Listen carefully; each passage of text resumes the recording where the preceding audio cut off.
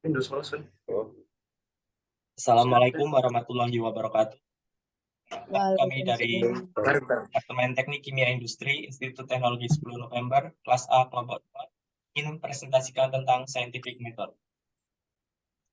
Perkenalkan, saya sebagai ketua kelompok yaitu Arya Dwi Cahya dengan NRP 20412311082. Selanjutnya, tentang perkenalan diri masing-masing, silakan.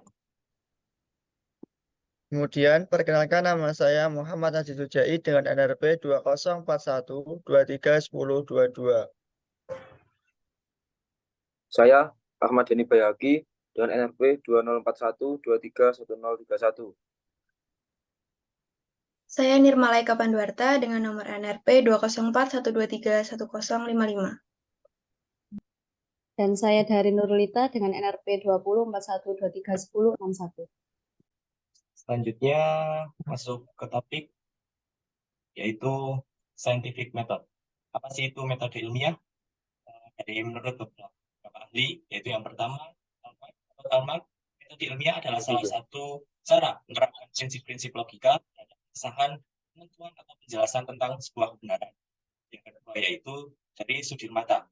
Menurut Sudirmata, metode ilmiah adalah sebagai prosedur ilmiah yang dirangkai secara sistematis untuk pengesahan berdasarkan prinsip indrawi dan dapat pula digunakan untuk memperoleh teori dan ilmu baru. Yang ketiga yaitu dari Abdurrahman Fatoni. Menurut Abdurrahman Fatoni, metode ilmiah sebagai proses menjalankan kegiatan untuk menentukan ilmu pengetahuan yang masih bersifat prailmiah.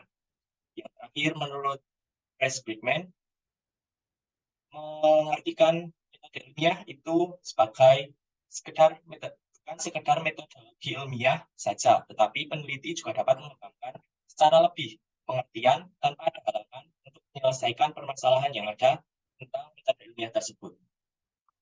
Dan selanjutnya, saya menyimpulkan dari keempat pengertian tersebut, yaitu metode ilmiah merupakan pendekatan sistematis di mana digunakan untuk melakukan penelitian dengan tujuan memperoleh pengetahuan baru tentang alam, fenomena, atau topik tertentu. Dalam metode ini melibatkan langkah-langkah yang terstruktur. Untuk selanjutnya yaitu kriteria atau syarat. Yang pertama adalah real. Real atau fakta. Secara utama, metode ilmiah harus bersifat fakta. Karena fakta akan mendasari bahwa metode ilmiah tersebut adalah masuk akal dan dapat dibuktikan, bukan hanya khayalan penulis atau peneliti.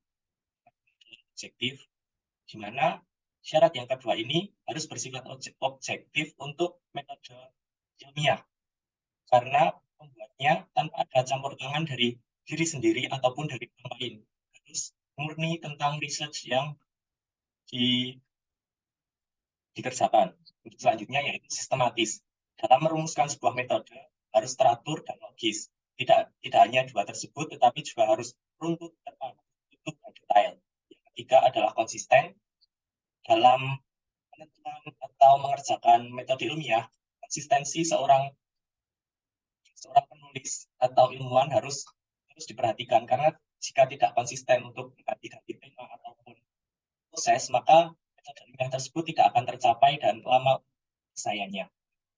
Yang terakhir yaitu tadi sudah sempat saya singgung tentang langkah-langkah metode ilmiah yang secara sistematis itu terdapat tiga, yaitu yang pertama adalah observasi, representasi, dan interpretasi. Yang selanjutnya ketiga tersebut akan dijelaskan oleh rekan saya.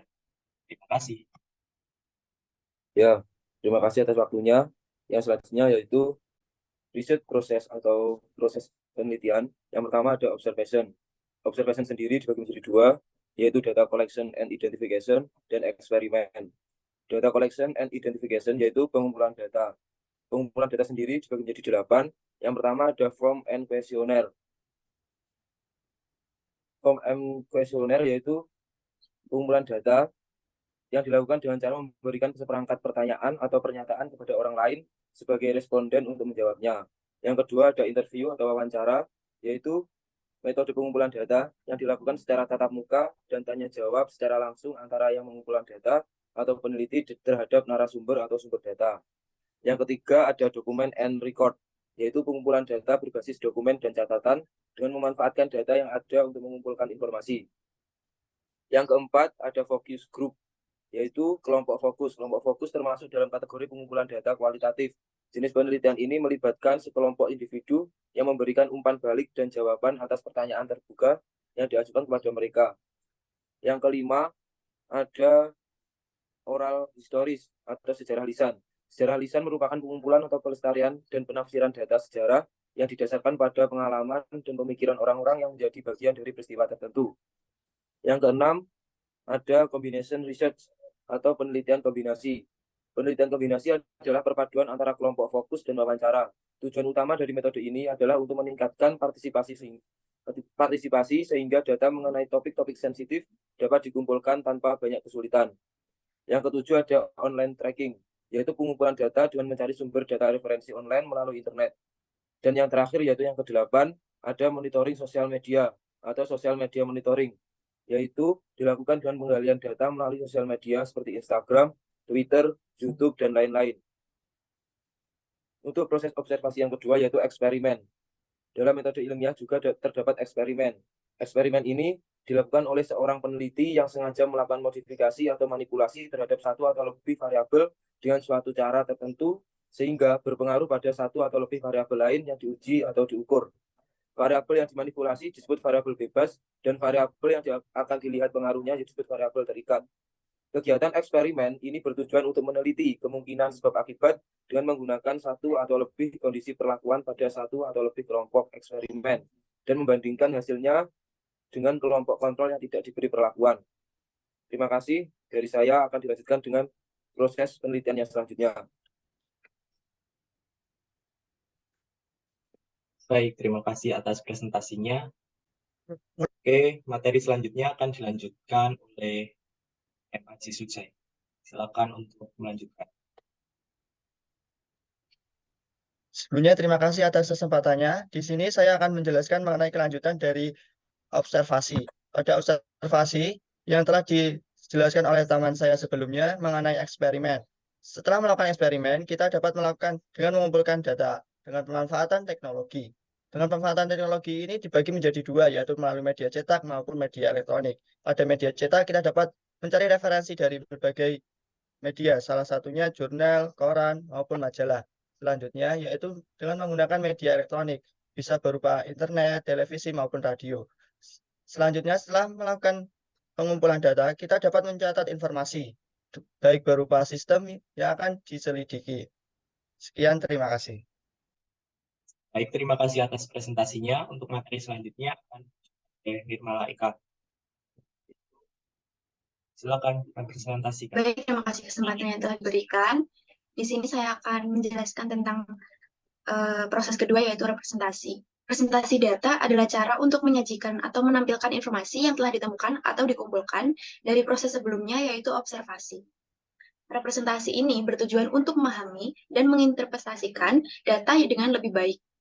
Representasi data ini terbagi menjadi dua, yaitu kualitatif yang terdiri dari observasi umum tentang sistem, dan kuantitatif yang terdiri dari angka-angka yang diperoleh melalui berbagai pengukuran sistem. Untuk data kualitatif, contohnya seperti transkripsi wawancara, kode dan tema, diagram konsep, kutipan signifikan, dan analisis naratif. Sedangkan untuk data kuantitatif bisa berbentuk tabel dan grafik, ringkasan statistik, ukuran efek regresi dan korelasi, serta histogram dan distribusi frekuensi. Baik, cukup. Terima kasih atas presentasinya. Untuk slide yang terakhir, atau materi terakhir akan dijelaskan oleh Darin, yaitu silakan untuk mempresentasikan. Interpretasi adalah proses mengartikan atau menganalisa data yang telah diperoleh dari eksperimen, pengamatan, atau penelitian yang telah kita lakukan. Interpretasi ini sangat penting. Mengapa? Karena tahapan ini akan memberikan makna lebih pada sang peneliti. Dalam interpretasi ada tahapan rumusan, uji validasi, dan penerapan. Rumusan di sini kita memerlukan hipotesis dan data pengamatan. Mengapa memerlukan kedua itu? Karena berkesinambungan dan akan menjawab dari penelitian yang telah kita lakukan. Dilanjutkan dengan uji validasi data. Uji validasi data ini agar kita memperoleh data yang paling valid dan paling benar. Dan terakhir, penerapan. Dari penelitian yang telah kita lakukan dapat diterapkan menjadi sebuah hukum, teori dasar, atau bisa juga dibukukan. Sekian, terima kasih. Baik, terima kasih atas presentasinya. Ini merupakan slide terakhir dan kami akhiri untuk presentasi kali ini tentang scientific method atau metode ilmiah. Yang kurang lebihnya mohon maaf. Terima kasih. Selamat siang. Wassalamualaikum warahmatullahi wabarakatuh. Waalaikumsalam warahmatullahi wabarakatuh. Alhamdulillah. Sampaikan Suwun, guys. tangan.